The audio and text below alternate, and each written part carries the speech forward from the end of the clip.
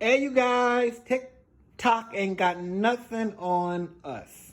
Guys, welcome back. This is the presentation. Take a quick look. I know y'all read the caption, but take a look. What do you think we're about to make? I know you read the caption. You guys, we're about to make homemade, gourmet deli style salami heroes. Now we're gonna go full on, all out, show you all the stuff that you're gonna go on, layering the whole 9 yards. Because let me tell you something. I've seen, and let me just say this. I'm tired of all these little neighborhood places calling themselves gourmet. Learn the word, please. Learn what gourmet is. Not everything is gourmet. Okay, spam and then the sausage ain't gourmet. But that's a whole nother story. What we're looking at right here, you guys, is salami. These are bulbs of salami, logs, right here. And, yep, that's my mom. This is her channel, Hebrew National. Yep, no swine is allowed here. And you have 3 different types of cheeses: Munster, provolone, and cheddar. You can use any combination you want or only one that you want. You have a soft hero roll. Those are beautifully red tomatoes, mayonnaise, banana peppers, onion, lettuce, mustard. You have to have mustard on the sandwich. Well, I have to have mustard on the sandwich, especially spicy, mayonnaise, and then the pickles are going to go on the side. This is going to be a full-on deli-style, deli-caliber sandwich. This is the intro. Now, you guys, come the fun part. Now, here we go for the cook. All right, you guys, this is the process, the prepping process. I wanted to show you a little bit of this. We have the sliced onion. We have the bulbs of salami that have been sliced. We're now slicing the tomato. You know, you can cut the salami to any thickness that you want. If you get the traditional kind that's already been pre-cut, pre-sliced, it's going to come that way. If you get the bulb of salami, they're going to come in one solid piece like you saw, and then you just cut them to the thickness that you would like. Same thing with the tomatoes that we're doing here, and with the onions that are right here. You just slice the onion, then cut the onion in half, and then break it apart into these little strands like this. Because you're only going to put on as much as you want. It's not like a cheeseburger where you put in one whole piece. You're going to get a bite of onion, a bite of everything else. So this is going to be a little bit more. You're going to use a whole lot less of the onion by doing it this way. So we have our banana peppers up there. We're finishing off the other pieces right now. The lettuce has already been prepped and washed. It's right there. So we're going to finish off this process right here. Then we're going to get the bread, open it up, slice it, and then we're going to start up again. We'll be right back. All right, people, we're back. Here we go. We're starting the layering process right now. We're putting on mayonnaise, mustard, light mayonnaise for me. Okay. And we show you a little something really quick. This is the 3 different types of cheeses right here. Now you see how some of the cheese kind of broke off right here? This is the Munster. I made a mistake of not taking the Munster out early enough. Here's the thing about when you slice cheese, even when you have block cheese. Let me tell you a little quick thing. If you want to make your own like shredded cheese or your own crumbles, take a block of cheese, real cheese, freeze it first for maybe like a week. Then take it out and put it in the refrigerator. And then chop it. The cheese will crumble on its own. It'll be like your own homemade shredded cheese kind of a thing. And it'll do it just fine right like that. Cheese will crumble once it's been frozen. Good quality cheese anyway. It will crumble. This Munster right here did the exact same thing. I didn't take it out early enough. And now whenever I take it out, just now, it kind of began to break off. So we're trying to get it to room temperature. So, and it's going to go right from the wax paper to the sandwich. So that's one of the things that we did. Here we go, guys. This is the fun part. The mayonnaise is there. Now begins the process of the salami. Now, my family, we're carnivores. Well, I am anyway. I love meat. So I always have the biggest sandwich that's going to be there. So I don't know if this is mine or not, but it's definitely getting pumped up.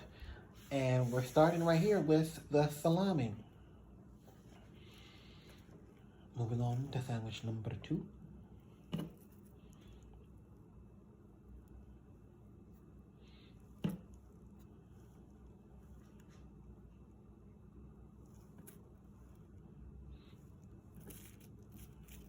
Salami.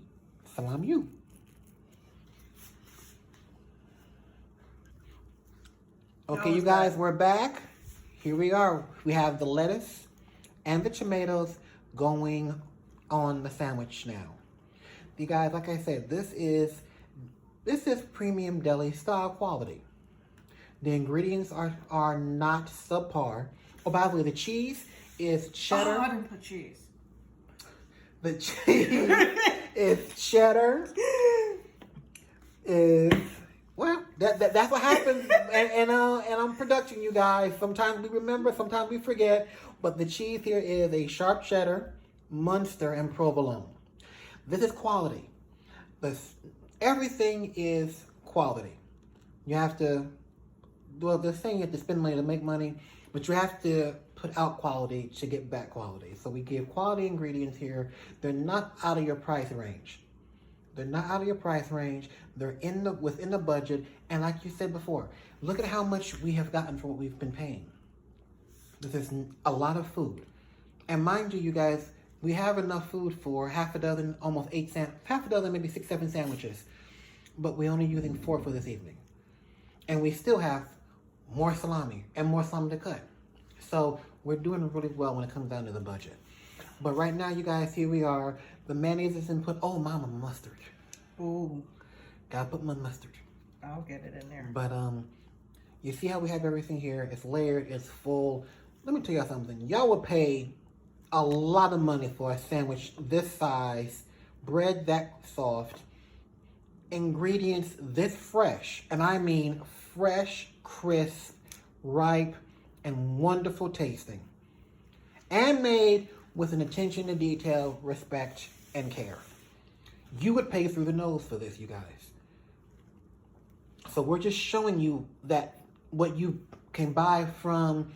what would you pay for at let's be honest Subway? with you guys. What would you pay for something like that at Subway? These people were charging like $12 for tuna fish.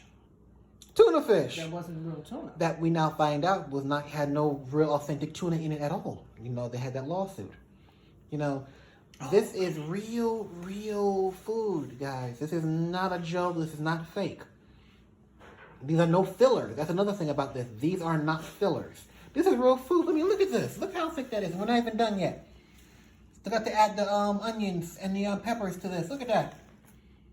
That is a thick sandwich. That is no joke. So you guys, we're going to finish this off right now. We're going to come back. We're going to do the quick wrap. We're putting on the peppers. And then we're going to add the onions. Going to put on the mustard. My spicy, super hot mustard. Got to have it. And we're going to, look at that. Isn't that beautiful? I guarantee you Subway, a sandwich of this quality, with 3 different types of cheese, salami of that thickness and that amount, fresh lettuce, tomatoes, banana peppers, onions. I guarantee you Subway would charge you at least $10. At least, no, even more, at least 12 to 15 for this. Well, actually, you don't get the same amount of meat. And that's another thing about this. You don't get the same amount of meat. You get a fully stuffed sandwich here. Subway would charge you double for this because you're getting like a double portion of meat. This is a good $15 to $16 sandwich, maybe even $18 sandwich. You made it at home.